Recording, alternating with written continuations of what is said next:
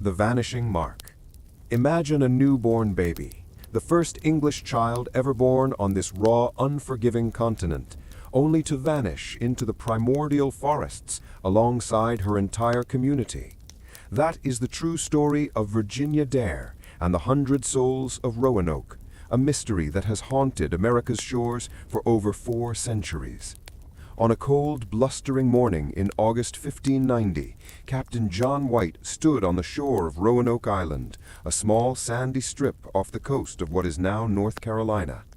The air was thick with the scent of pine and salt, yet it carried an unnerving silence. This was the place where, 3 years prior, he had left his daughter, Eleanor, his son-in-law, Ananias, and his granddaughter, Virginia Dare, in the care of a determined, if isolated colony of 115 English men, women, and children. White was an artist, a governor, and now a frantic father and grandfather. The Spanish Armada had delayed his return, turning a planned 6-month wait into 3 years of agonizing uncertainty. He found no grand settlement, no smoke rising from chimneys, no English voices raised in song or argument. There was only a ruined, overgrown fort, the palisade torn down, and the small houses dismantled, their stones scattered. It was as if the settlement had never existed, wiped clean by an invisible hand. He called out, "Eleanor, Virginia!" His voice was swallowed by the rustling leaves of the dense maritime forest. A terrifying emptiness settled in his stomach, but then a flicker of hope. Nailed to a wooden post near the entrance to the abandoned village, he found a single, solitary word carved deeply into the wood. Croatoan. Below it, carved into the bark of a nearby tree, were the letters C-R-O. The instruction White had given his colonists before he left was explicit. If they were forced to leave the island, they were to carve the name of their intended destination. If they had departed under distress, they were to carve a cross above the name. There was no cross. Croatoan. It was the name of a friendly Native American tribe and the island they inhabited, about 50 miles to the south. Relief and terror warred within White's heart. They were gone, but they had left a sign. They had gone to Croatoan. They were, presumably, alive. The sailors urged him to press on to Croatoan, to find the lost souls, but the weather was turning hostile, gales were brewing, and their supplies were dwindling. They were forced to leave. John White would search for his family until his death, but he would never see any of the colonists again. The word Croatoan would become the single, enigmatic clue in the greatest unsolved mystery of colonial American history, the lost colony. The story of the Roanoke colonists is more than a simple disappearance.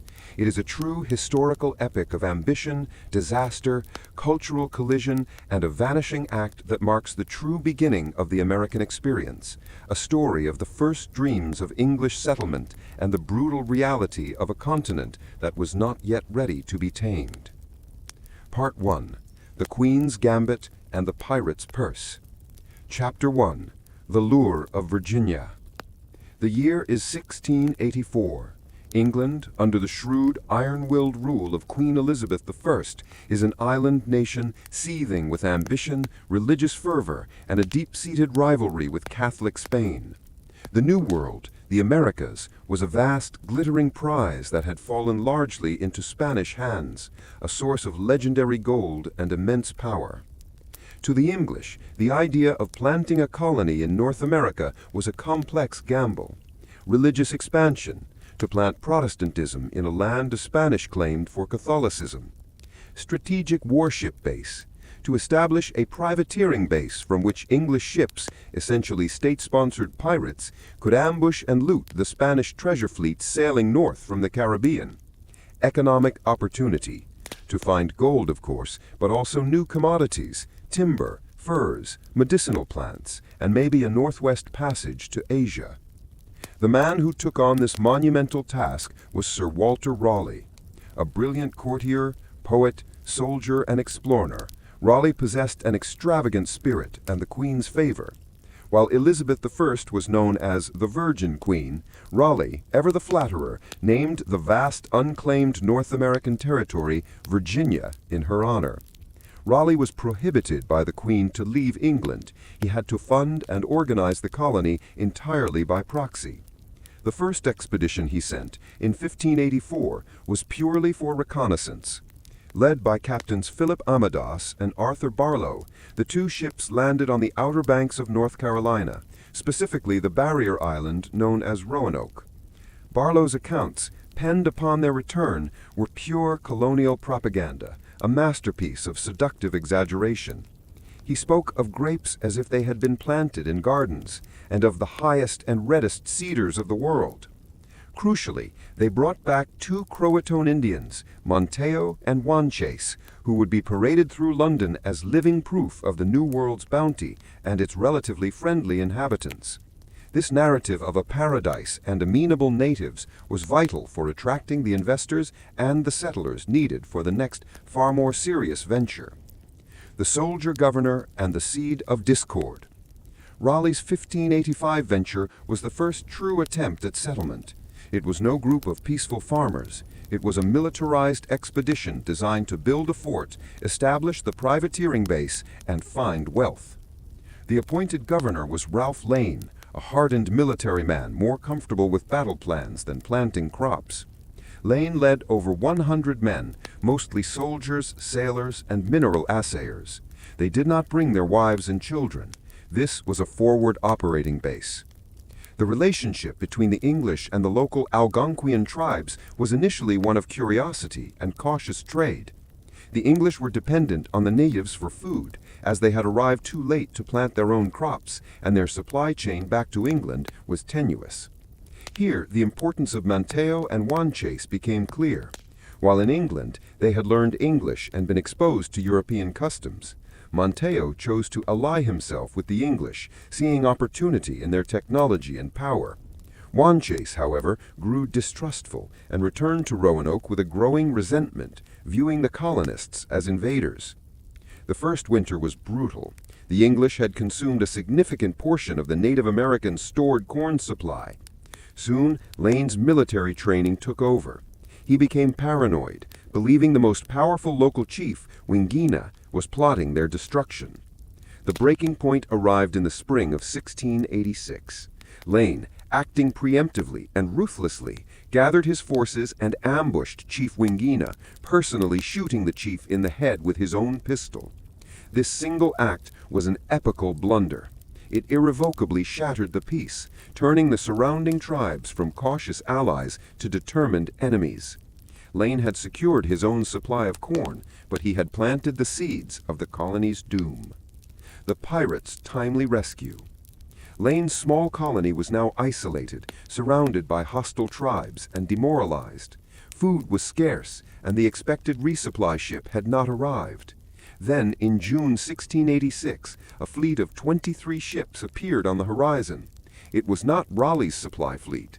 It was the legendary Sir Francis Drake, the Queen's most celebrated privateer, fresh from a spectacular wealth-gathering raid on the Spanish West Indies.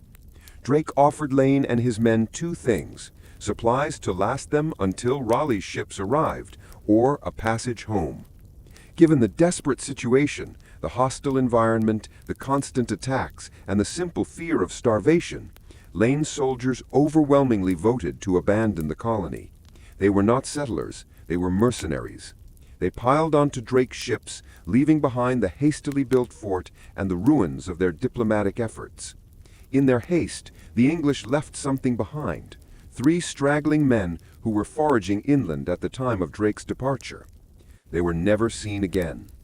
When the delayed supply ship finally arrived weeks later, it found an empty island. Its crew, frustrated, also departed, leaving behind 15 new guards to protect Raleigh's claim, another handful of men doomed to a brief, final isolation. Thus, the first attempt at a permanent English settlement ended in failure, leaving behind a trail of violence and 15 more souls destined to be consumed by the unknown. Part 2. The City of Raleigh and the Painter's Hope. Chapter 4. The Artist Governor and the Dare Family. The spectacular failure of 1585 taught Raleigh a vital lesson. A colony of soldiers would not survive. He needed families, artisans, and true believers, people who came to stay and build a life, not merely to plunder. In 1587, Raleigh assembled a new, diverse group of 115 colonists, including women and children. This was to be the City of Raleigh, the first planned English civilian colony in America. The new governor was John White. Unlike Lane, White was not a soldier, but a master watercolorist and cartographer. He had been on the 1585 expedition, where he created the most important historical documents of the era, over 70 exquisite paintings of the local Native American people and the natural world. His art remains the primary window into the life of the coastal Algonquian people before European contact fundamentally changed them. White's hope was to establish the colony much further north in the Chesapeake Bay region, where the soil was better and the native populations were less hostile due to Lane's previous actions. Among the 115 colonists were John White's own family, his daughter Eleanor White Dare, and her husband Ananias Dare, a bricklayer, who was a leading figure in the expedition. Chapter 5. The Treacherous Drop-Off. The colonists sailed on 3 ships with a Portuguese pilot named Simon Fernandez, who was known as a master of the Caribbean, and a privateer with a shady reputation. The plan was simple. The main body of colonists would be dropped off at the Chesapeake Bay, while White and Fernandez would take a small pinnace back to Roanoke to check on the 15 men left behind in 1586. They arrived at Roanoke in July 1587. White found the remains of the old settlement, the fort still standing, but the houses dismantled. He also found the skeletal remains of one of the 15 guards. The rest had vanished, likely killed by hostile tribes in retribution for Lane's murder of Wingina. Now the fatal twist of fate. Simon Fernandez, the pilot, refused to take the colonists any further north. Whether it was sabotage, greed, or simply a desire to return quickly to privateering, Fernandez declared the mission complete. He refused to sail for the Chesapeake, abandoning the 115 settlers on the dangerous, known hostile ground of Roanoke Island. John White, the artist, and the father, was furious but powerless. He and his family were now stranded in the exact location that had already proved impossible to sustain. The small group quickly began the arduous work of rebuilding the settlement. It was a desperate race against time to plant crops, rebuild houses, and try to restore a semblance of peace that Ralph Lane had destroyed. Chapter 6. The Christening and the First American. Against all odds, the settlers held on through the humid summer of 1587, rebuilding the houses and fort. They managed to make a fragile peace with the Croatoan people, thanks in large part to the returning Monteo, who remained loyal to the English cause. Then a singular, historic event occurred. On August 18, 1587, Eleanor White Dare gave birth to a daughter. They named her Virginia, for the Queen and the land. Virginia Dare was the first English child born in the New World. Her birth was a symbolic triumph, the proof that the English could take root in America, not just as soldiers or explorers, but as a perpetual civilization. She represented the hope of the entire nation. A few days later, Monteo was formally baptized and given the title of Lord of Roanoke and Dassamunkapec by order of Sir Walter Raleigh. This was an unprecedented act, an attempt to solidify a political alliance with the native population. It was the only real protection the colony had. However, the settlers were terrified. Their supplies were low, and the other tribes remained hostile. They had been left in the worst possible location. The leaders of the colony begged Governor John White to return to England immediately to secure the necessary supplies and reinforcements. White was devastated at the thought of leaving his daughter and granddaughter, but he recognized the cold logic. He was the only one with the authority and influence to secure the necessary aid from Raleigh. He consented. On August 27, 1587, John White kissed his daughter and his infant granddaughter goodbye. He promised to be back in 6 months, before the winter consumed their meager stores. He sailed away, leaving 115 souls, Men, women, children, and the first American-born English girl to face the ancient wilderness alone.